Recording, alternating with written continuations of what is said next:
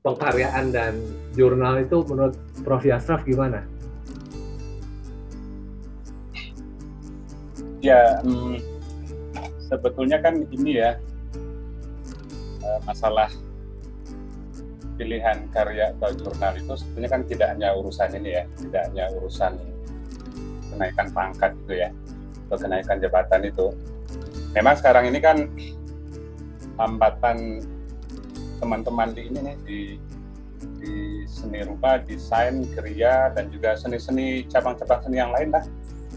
Memang hambatan sekarang yang dialami itu adalah dalam kenaikan jabatan ya, yang mau ke rektor kepala, yang mau ke guru besar. Nah, selalu itu mendapat hambatan dari jurnal itu memang ya. Jadi memang tuh hambatan besar sekarang itu adalah untuk ini, untuk kenaikan jabatan. Karena apa? Karena menurut peraturan yang lama itu, ya yang lama ternyata sampai sekarang berlaku ya, itu diwajibkan harus menulis satu artikel di jurnal nasional maupun internasional ya, yang ditambah dengan istilah bereputasi juga di belakang itu. Nah, jadi pernah dulu tuh, nggak tahu beberapa tahun yang lalu ya, dari isi Jogja itu maju ke Jakarta ya untuk ngusulin ke guru besar. Itu ada 10 orang, maju 10 orang, dikembaliin 9 orang. Cuman yang disetujui cuma 1 itu. Bayangin itu.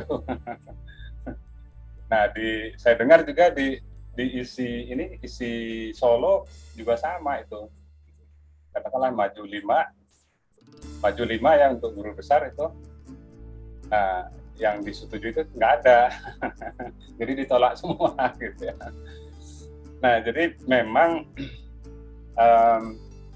masalah yang dihadapi oleh teman-teman yang bergerak di ini ya, di bidang seni, desain, dan seterusnya lah, seni, termasuk film, fotografi, dan sebagainya, itu memang dalam hal pengajuan ini kenaikan jabatan gitu. Tetapi ya, saya dengan teman-teman itu, ini sebetulnya sudah sejak dari tahun 2014, saya dengan teman-teman itu ngumpulin teman-teman lah, Mas Irwan ya. Nah, ya memang awalnya itu bermula dari kesulitan untuk ini ya, untuk kenaikan jabatan itu. Awalnya sih itu ya. Nah, kita beberapa kali lah mengadakan pertemuan ya, mengadakan ya istilah kita itu kongres gitu. Kongres itu ngumpulin 23 lebih perguruan tinggi seluruh Indonesia yang ada ininya, yang ada bidang-bidang seninya, seni, desain, dan seterusnya gitu ya. Di situ akhirnya mulailah muncul hal yang lebih ini ya, yang lebih mendasar sebetulnya. Jadi bukan hanya urusan kenaikan jabatan itu, tetapi urusan penghargaan gitu. Jadi sepertinya ya, misalnya Mas Irwan ini udah keliling dunia pameran poster gitu ya. Ya posternya sih dihargai ya, cuman nggak dihargai itu ini untuk karir gitu kan ya. Nah, yang dihargai itu kan itu jurnal itu gitu ya. Nah, sehingga intinya yang kita lah, yang kita 23 perguruan tinggi seluruh Indonesia itu bicarakan, ya tadi itu tidak hanya urusan jurnal harus diganti dengan karya ya, tapi urusan ini penghargaan terhadap karya seni itu sendiri itu yang sampai sekarang tuh masih menjadi satu persoalan ya. Misal begini ya, di aturan yang sekarang itu karya seni itu dihargai ya. Nah, dihargai itu tapi penghargaan itu sebetulnya bukan karya seninya, tapi hakinya. Aneh juga gitu ya. Jadi karya seni itu kalau pakai haki ya, itu dihargai 60 tuh poinnya. Kalau nggak ada hakinya cuma 20. Jadi karya seni kan nggak berharga, itu yang berharga kan hakinya ya.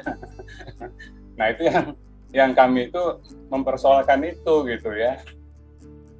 Ya, kalau saya sih haki itu menurut saya ini ya kalau diurusin silakan, kalau nggak diurusin silakan. Tapi kan bukan itu ininya, esensi karya seni kan bukan itu. Esensi karya seni kan adalah bagaimana orang mengapresiasi ya. Nah, apalagi poster seni lukis, karya-karya lukisan dan seni dipamerkan di pameran-pameran internasional yang ini ya, yang bereputasi itu kayak Biennale di mana tuh, Venice Biennale, Paris dan sebagainya ya. Itu kan seperti nggak dihargai itu. Nah, karena tadi itu ya, Pak, untuk karir itu, kenaikan jabatan itu yang diharuskan itu adalah jurnal nasional terakreditasi dan jurnal internasional yang bereputasi. Scopus itu kalau untuk guru besar ya. Nah, jadi kami tuh sudah sejak tahun 2014 ya, dalam tanda kutip memperjuangkan kesetaraan itu, tidak hanya kesetaraan karya seni dengan jurnal ya, tapi kesetaraan penilaiannya, penghargaannya gitu. Nah, mengapa tidak setara sekarang ini ya? Jadi saya ambil contoh untuk urusan kenaikan jabatan. Urusan kenaikan jabatan itu sudahlah tadi karya seni itu lebih dihargai hakinya daripada karya seninya ya. Ya kan 40 tuh beda nilainya itu. Hakinya 40, karya seni cuma 20. Kebalik itu kan ya. Nah, sudahlah tidak dihargai itu ya. Terus saya ambil contoh saja untuk kenaikan jabatan ini ya. Untuk kenaikan jabatan itu ada yang disebut istilah syarat khusus. Syarat khusus itu kalau tidak ada ya, misalnya saya ini, Mas Irwan ya, saya nulis 20 buku, mungkin nanti bisa sampai 50 buku, tebal-tebal lagi ya bukunya itu ya. Tetapi saya tidak menulis satu jurnal pun, ya nggak bisa jadi guru besar saya. Walaupun memiliki 50 buku, itu kan nggak adil ya. Nah, jadi menurut saya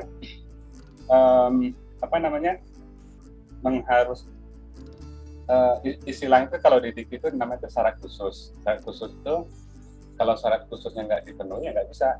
Mau jadi lektor kepala, mau jadi guru besar, ya nggak bisa.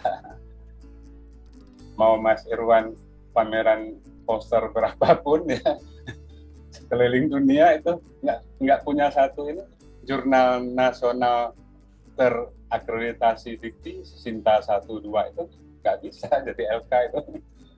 Nah, itu yang kami perjuangkan, itu bentuk ketidakadilan gitu. Apalagi sekarang yang dituntutnya Scopus lagi Pak ya. Ya, Scopus untuk yang ini ya, yang untuk guru besar itu, yang ke profesor itu kan dituntut Scopus. Nah, Scopusnya pun banyak lagi tuh ininya, persyaratannya itu A, B, C itu banyak tuh. Jadi banyak orang yang ketipu ya. Maksudnya ketipu itu dikirain sudah punya jurnal masuk Scopus sudah beres gitu ya. Ternyata tuh panjang lagi tuh syarat-syarat dari dikti itu. Misalnya jurnalnya editor board itu harus dari 4 negara atau lebih. Karena ada banyak kali jurnal yang terindeks Scopus ya, editor board itu hanya orang Malaysia aja semuanya, ada yang begitu. Ada lagi orang Jepang aja semuanya. Nah, itu nggak diakui oleh dikti itu yang begitu. Belum lagi sudah editor board-nya harus dari 4 negara atau lebih ya.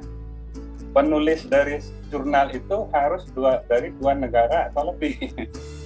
Nggak boleh satu jurnal internasional penulisnya orang Melayu semua gitu ya. Orang Indonesia itu semua nggak boleh itu. Nggak diterima maksudnya itu. Nggak sah gitu ya. Nah, jadi banyak lagi tuh ininya ranjau-ranjaunya itu. Udah diterima Scopus, banyak lagi ranjau-ranjaunya belum tentu diterima gitu oleh dikti gitu ya. Nah, jadi intinya gini ya,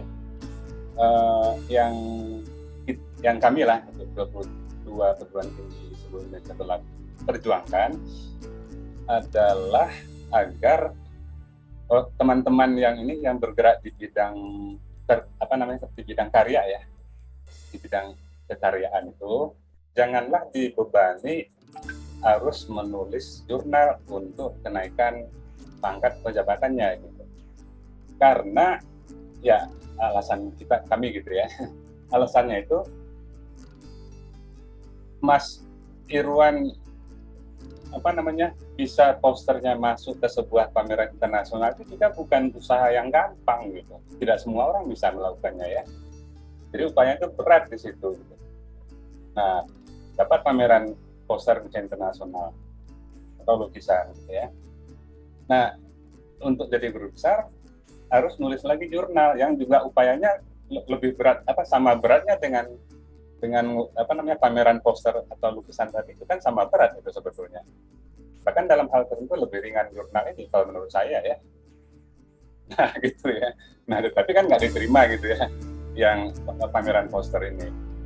Nah jadi intinya yang kami inginkan adalah bahwa ya poster yang dipamerkan itu atau lukisan atau patung apapun lah yang desain juga yang lainnya itu setara dengan jurnal. Jadi satu ketika kami pernah bertemu di Bandung ya dengan Dikti itu udah lama, udah tahun berapa tuh, tahun 2017 kami ketemu. Nah karena kami ngotot terus ya teman-teman yang bergerak di karya itu jangan dibebani lagi oleh jurnal untuk kenaikan jabatan atau pangkatnya. Nah Dikti itu ngalah itu oke lah untuk bidang seni boleh lah. Untuk pengurus besar itu jurnal nasional terakreditasi Dikti aja diperingan. Terus kami bilang bukan itu, kami bilang gitu ya, bukan masalah ini tulisannya diperingan, enggak, bukan begitu. Kami ingin karya seni itu dihargai setara dengan jurnal itu, bukan masalah ingin jadi guru besar pakai cara-cara yang memelas-melas gitu, yang minta-minta gitu kan, bukan begitu. Nah akhirnya ya sampai sekarang kami nggak mau harus nulis jurnal itu. Nah menurut saya bagusnya ya sebenarnya kita kan perguruan tinggi seni di Indonesia kan sudah dari tahun 2014 ya.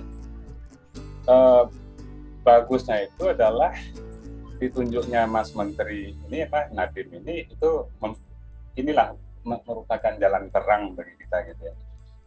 Jalan terang itu artinya Mas Nadiem kan ini ya berpandangan kebalikan dari kebijakan yang sebelumnya. Jadi harus dihargai keberagaman bidang-bidang ilmu itu Mas Nadiem kan gitu, Mas Menteri kita ya. Nah sejak itu di Ristek Dikti sudah mulai berbenah ya. Berbenah itu artinya usulan-usulan kita itu mulai diurus lah gitu. Nah cuman urusannya itu kan tidak bisa seperti membalik telapak tangan ya, karena urusannya dengan peraturan gitu ya.